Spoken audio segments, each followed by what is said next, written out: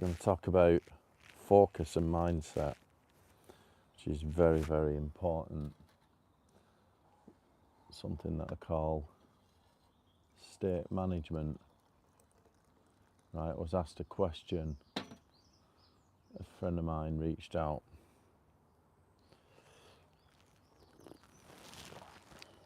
Doing a digital media course, asking, can't focus, what's going on, just gets mind blockages and,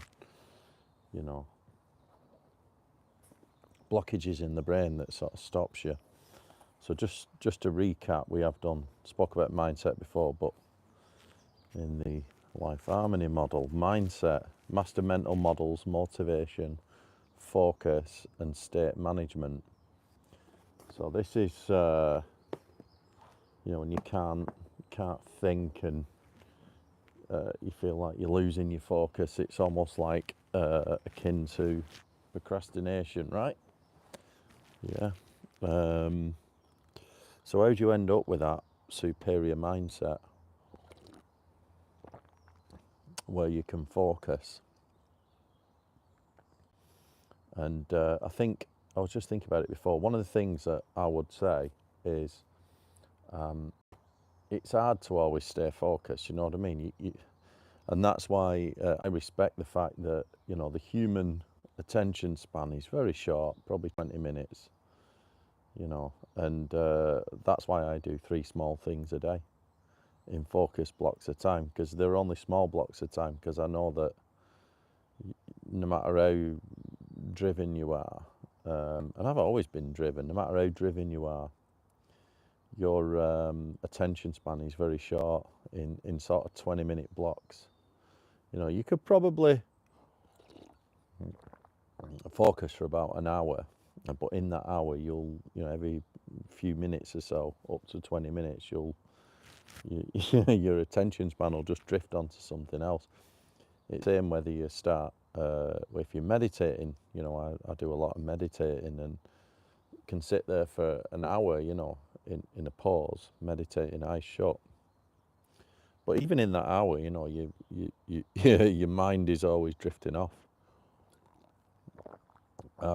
So it's not about trying to be, the idea that you can focus for a full day's work is crazy. You're kind of in and out. Your mind's always drifting.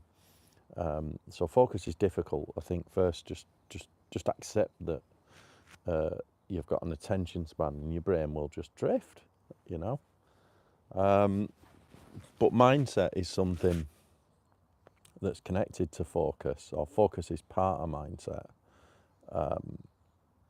which is something that you can develop over time. It's like a skill almost that you can develop to have a good mindset over long periods of time, and it does take a lot of effort. And there are lots of tools that you can use, like I talk about state management. So that's why in the morning I sit down, morning routine, journal, bit of gratitude, write the 3 things down. So go to my journal now. You got the 3 things, you got the gratitude, you got the 3 things that I'm going to work on today, right? And so 2 of these are work related and 1 is fitness related, right? They're the 3 things that they're my must 3 things that I must do today. Consistently I do that. And then at the bottom there, here in the middle, I've got affirmations that set my state. I'm just going to cover it up because it started raining. Affirmations that set my state, that's state management, right? And I think when you start the day, first thing, planning your day with some intent, right? Writing down the top 3 things that you're going to do today that are working towards your goals, right? And then also write a couple of, maybe an affirmation about yourself, just using positive language, It's like I said the other day in a live, I did a video when I was out in Krakow, the 2 things that all successful people do. First thing is they're prepared to do the hard things that other people don't, so they do what the 95% won't, basically. And the second thing is they never use negative self-talk. So state management very much relies on you having positive self-talk.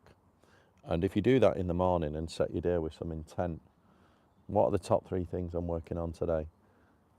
Some positive self-talk about yourself, an affirmation, and just write them things down. And that's one of those tools that subconsciously trains you to have better and better and better mindset every day. But mindset, if you're there and you can't focus, like my friend sent me this message, can't focus, studying digital media, but just it's almost like writer's block.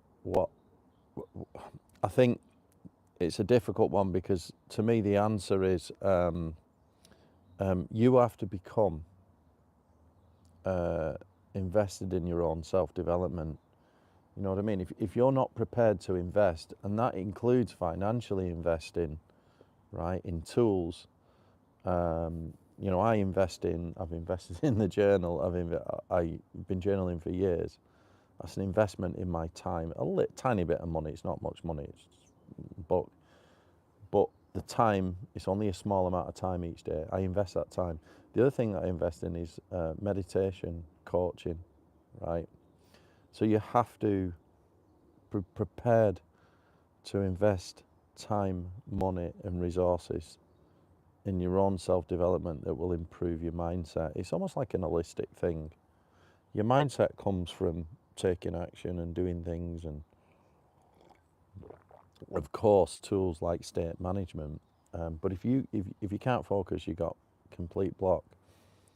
You have to get serious about it. You know what I mean? There's no magic pill out there that's going to sort you out. All these people that are. This is not about depression, but people with depression, they're just hitting with some drugs. I get it. There's a chemical imbalance in the brain there. But if you become reliant on those drugs, are you sorting it out? You've got to take action. So I definitely believe that mindset comes from state management in the morning, living each day with some intent, right? And just small steps towards your goals, right? So you've got to become personally invested in your own self-development, because if you're not prepared to spend a penny, and you're not prepared to read, and you're not prepared to investigate whether meditation will work for you, whether journaling will work for you, these things like this, I'm absolutely passionate about journaling because I've done it and I know the results that it's done for me. And the best thing is I can also read it. I can read all my journals back and see the progress. So yeah, I've always been interested in, I've had business coaches and everything. At one point I had about 4 coaches on the go at once for different things like personal trainer, meditation, business coach, life coaching. And it was excessive, and you could say that I'm kind of addicted to it, which, I am. It's my only addiction. Don't get addicted to alcohol, drugs, anything, nothing like that. Never got addicted, no smoking. Even if I have a cigar or whatever, which I don't, but if I did, I wouldn't get addicted. But I am addicted to my own growth. And I don't even know if that's a bad thing, Sometimes it can get tiring, but it has given me this extreme mindset and focus. So you can do it, but you've got to become, if you're there asking how do I get more motivated, it's like motivation. Do you think motivation's a thing? I don't think it is. I don't think you just get motivated. It's wanting to, invest in your own future, having that desire to, and then taking action. That's how you get motivated. Small, it don't have to be a lot. Like I say, 3 small things a day is enough, and that's it. So if you're there, sometimes if you're, you've got almost like this mental block where you can't think. Yes, you know, sometimes it might be better for you to just take time off your work and just meditate for 15 minutes. And I know everyone talks about meditation, but just sitting quietly on your own even, you know, it doesn't have to be a serious meditation. You can just be outside like this. I do it in the morning. Sometimes I just look up at the sky, you know. I'll just shut my eyes and I can just try and be in the moment and allow your brain to take in the surroundings. Like I can hear the birds tweeting and things, right? Now, obviously I have a meditation coach that helps me with this, but I was just listening to a Andrew Huberman podcast, where he was talking about this, how meditation, a type of meditation where you just sit there and be in the moment, can completely clear your brain. It's one of them things that helps preserve your cognitive ability over time. Yeah, coffee. It's in the morning. Hello. So it's one of them things that helps preserve your mental capacity throughout your life. You know what I mean? So if you're worried about cognitive decline, meditation is one of them things that allow you to stay there. It's almost like a detox for your brain. Anecdotally, I've been meditating with a coach now for getting on 2 years. 2 years? Yeah, potentially 2 years. And it was like, you know, I'd worked in all areas, and this is like the cherry on top for me. It's perfect. And also, if you've ever listened to any Joe Dispenza, who's on the internet, he's massive on it, you know what I mean? Rather than when you wake up in the morning, rather than sort of jump into your phone, which everyone does, you know, check your phone and all start pissing around on a mobile device and scrolling and that. What you should be doing is spending that time being more in the moment, being more mindful, like journaling and meditating, time to yourself. And I do believe that having that time to yourself, I do it every day religiously, morning routine, because it allows me to prime myself, set my focus. And then once I finish this sort of half hour, an hour like this, I know exactly what I'm doing. I can absolutely put in that kind of focus blocks of time and just smash the top 3 things that I need to do for the day. And it's easy. Okay, I'm just going to answer a couple of these questions. Yeah, it is coffee, by the way. How you doing? Ni hao. How long did it take for me to master it? Well, I've been working on it my whole life, but I think the biggest gains have taken about 3 to 4 years, like last 3 or 4 years. Most of it was in 2 years. My extreme focus. Yeah, I'd say about 2 years. It was when I was working with a business coach that opened me up to a few techniques. But anyone can show you things, right? It's like, you know, the saying, you can lead an horse to water, but you can't make it drink. You've got to be the one that. So I took this seriously, right? Because I went through a really bad patch. I used to work my absolute bollocks off, you know, 80 hours a week, right? 100 hours a week. Started a business, working really hard, not very efficiently, but just because I put in more hours than everyone else, I was just getting more done. But it's kind of burning you out, you know. I went through a bit of a period in my life where I almost went bankrupt, and it was horrible, and lost pretty much everything, and had to sort of mothball it and start from the beginning. And I was fed up of being like that. So yeah, I took a personal interest in this and thought, right, how can I sort my focus, mindset, productivity? And I started to read about it and learn about it, and almost like binge watching content, reading loads of books on it. And then, yeah, I started to use coaches and things, and I found my business coach who opened through the questions that I was asking, because I have to ask the right questions. And we went through a few things, and I literally found the secret for me, which was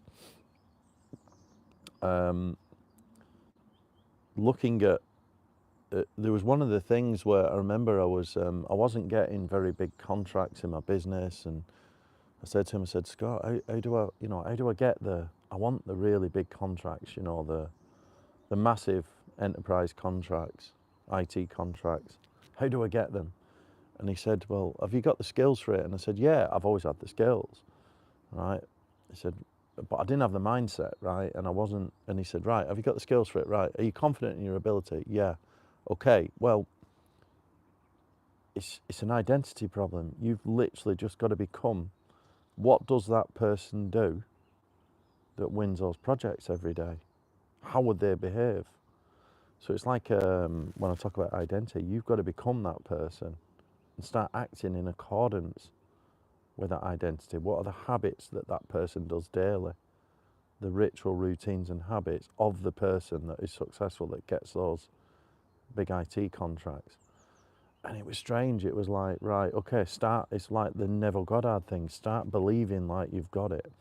And this isn't woo-woo, right? There's no point just telling yourself that you've got the success and all the motivation in the world, but then you don't act like it. You literally have to start acting like it. So, in terms of my habits, it was simple things like eating really healthy, right? Making sure I got good sleep, journaling every day, focusing on what are the top 3 things that I'm going to do today. And this was it. And it was like he said to me, just make sure, what are the top 3 things that you're going to do today? No matter what else, make sure you do them. I was talking to Adam, who was my personal trainer, the other day. He just bought my journal and was talking through it, the top 3 things of the day. And he was saying he's just got a new gym. It's this big gym. He's got loads of members in there, hundreds of members, brand new place. And it's like a massive step up for him, right? And he was saying with his business partner and the other trainers, like, every day you're just firefighting because it's a new business, right? Which is great. And he said, like, with the journal, it kind of, the journaling forces you to think about, okay, I've got the firefighting, I've got my normal day's work. Let's say I'm working 8 hours, or even like he's probably working longer than that in this business, and he's firefighting all day, sorting problems as soon as he comes in. If you firefight all day in your work, you're not actually moving forwards, because all you're doing is dealing with problems. You're not progressing in your goals. What you have to do is then add, what are the 3 things that I must do towards my goals a day? And that might only be an hour of that day. It might only be an hour's work, right? And I would do that first thing in the morning. All right, if there's some extreme emergencies, you have to deal with them. But once you get time, yes, there are a lot of things to do in the day. Look at, what are the 3 things, small things that I'm going to do today that are going to progress me towards my goals, and get them out of the way, right? Maybe it takes you an hour, 2, whatever. And then you can do all the other stuff, because everyone's got the admin, the fucking emails, they're running around. He's running, trying to keep everyone else going, all the programs going. And we just went through that. And one of the great things when you get towards the end, even a week of doing this, right? You'll achieve more in a week doing this than you will in a year before you did nothing.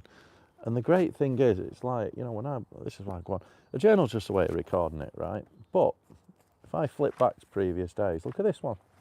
All ticked off, my 3 things, bum, bum, bum. And there's nothing better than looking back. All right, this one I've only done 2 of them because I pivoted, and at the bottom I did something else instead. So I can add in extra things at the bottom. So 3 is your minimum. Don't forget, you might do 100 things in a day, but these are the 3 things that you've set with intent, working towards your goals that day. And you can go back, look at that one, there's another one, done. And it's amazing. It's like, if you just did that, and that's it, the benefit to your mindset and focus that gives you, because you're living with intent. So every day doing that, using some positive self-talk about yourself as well. Like I say, write down some positive affirmations, some gratitude, planning your day with intent, and a little bit of meditation in the morning. That's what works for me. But everyone's different, right? And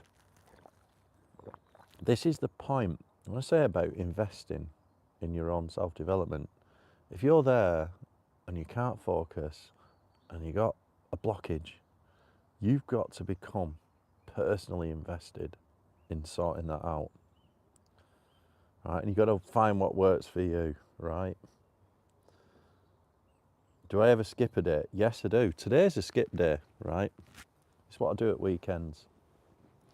Today's a skip day, but to me, journaling is a pleasure, right? I love, it's starting to rain, but I love reading, like I'm reading this book here now. It's only a little book, The Four Agreements, an old book. Just thought I'd decide to read it. Don Miguel Ruiz. It's like quite a soppy book. Not really a masculine book, but I love reading this stuff, so I'm going to read it. So reading and journaling and writing is a pleasure to me. You know, it's not work. So what the things that I write in my journal today, they're not work items.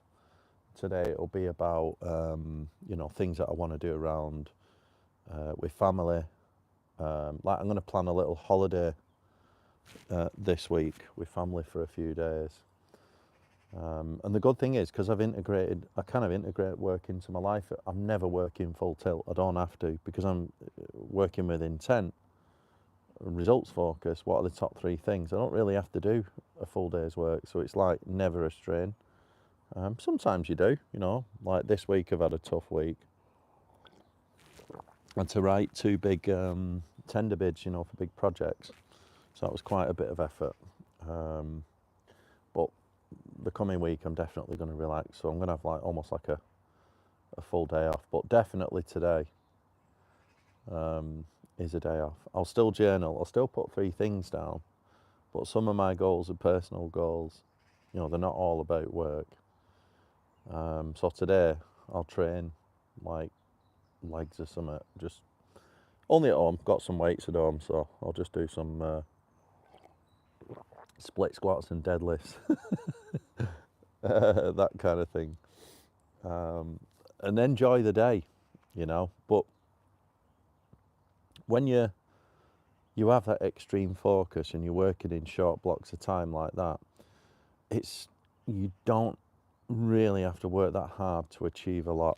Here's the thing, even if you have to go to work and work 8 hours, if you spent that first hour in the morning, hour or 2, working on your top 3 things that are going to move you closer towards your goals, the things that move the needle, the rest of the sort of 7 or 8 hours, 6 or 7 hours or whatever, it almost doesn't matter. You can just coast through the day at that point. Yeah, you might have to answer a few emails and listen to your boss and, you know, make a few cups of tea and all the rest of it. That's not going to move you towards your goals. But the pressure's off. Do it in the morning. Do them 3 things. And at the end of the week, you'll be like, wow, I have absolutely done all these things. It's like I was talking with Adam, you know. It was my personal trainer with the gym, I'm just talking about it before. He was saying that, something he noticed, you know, firefighting every day. And then once he started just writing down what are the top 3 things I'm working on and doing them each day, what are the top 3 things that are going to move me towards my goals, doing them every day. Even after a couple of weeks, you notice things are getting done, right? Because the funny thing is, if you don't live your day with intent, there'll be loads of stuff for you to do. You know, there's no end of work. It comes out of the woodwork, right? Work just arrives. So if you don't have a direction and intent for your day, someone else will give you direction, right? You'll get things thrown at you left, centre. And you just end up being a busy fool doing things and, without any kind of intent. Yeah, they might be useful for someone else. Are they useful for you, though? Are they moving you forwards? Have you decided they're a good thing? Or are they just, we've all got a job, you've got a boss, right? You've got to do what you're told, that's fine. But, are those things really good for you? I do believe in personal accountability, even like as I've got a team.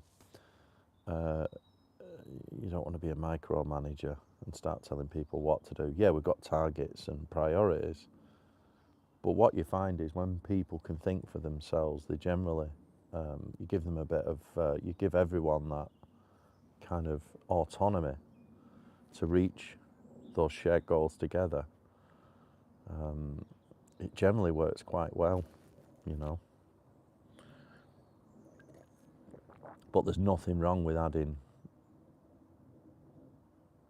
1 or 2 hours of focus on your top 3 things of the day for you personally. Another question, do you ever get support from friends? Yes, of course I do. So one of the things that, this is the point, right? Let's just talk about friends a minute, because this is a big point. If you're in everyone's kind of a product of their own environment, where they grew up, all the rest of it, right? But if you're in an environment where you've decided to do something different to the people around you, you might initially get some pushback, friends, family, and this very much depends on where you are. Sometimes you can get some pushback because you're doing something out of the ordinary. And the reason for that is because it's uncomfortable. It might be a bit different, right? You've chosen something that's a bit strange to them, or whatever. And I remember listening to a video on, actualize.org channel. Leo, the philosopher, is brilliant. And he was talking about the road to self-improvement being quite lonely. And I think it is, because the minute you start choosing to go a different path, a lot of people start feeling uncomfortable on you. And that's because it is uncomfortable and they don't like it. It's a little bit scary, and maybe even your family, it's might make them feel a bit uncomfortable, and they just want to pull you back down to earth, because it kind of exposes, their lack of efforts themselves, which is quite uncomfortable, and people don't like it when you stick your head above the parapet and try and, make a move in life. But eventually they come around, right? And when you get going on the journey, I don't know where you are, but if you're on your journey, what you'll find is you start to influence people, and a team will come around you, like a team of friends and supporters, and you do want to be surrounding, just get rid of that notification, a tick, right? You do want to be surrounding yourself with people that want to support you. Someone at my door, I need to go and get the door. So yeah, you do want to be surrounding yourself with people that support you. I've got a big team now, and once you get a team, you can leverage it for the next project, and the next project starts getting easier. And it's all about demonstrating it through influence. So once you get some success, people start to turn around. You really start to see who's behind you, and it starts getting easier. Listen, I'm going to have to shoot. Door's gone. All right, thanks for listening. See you all next time.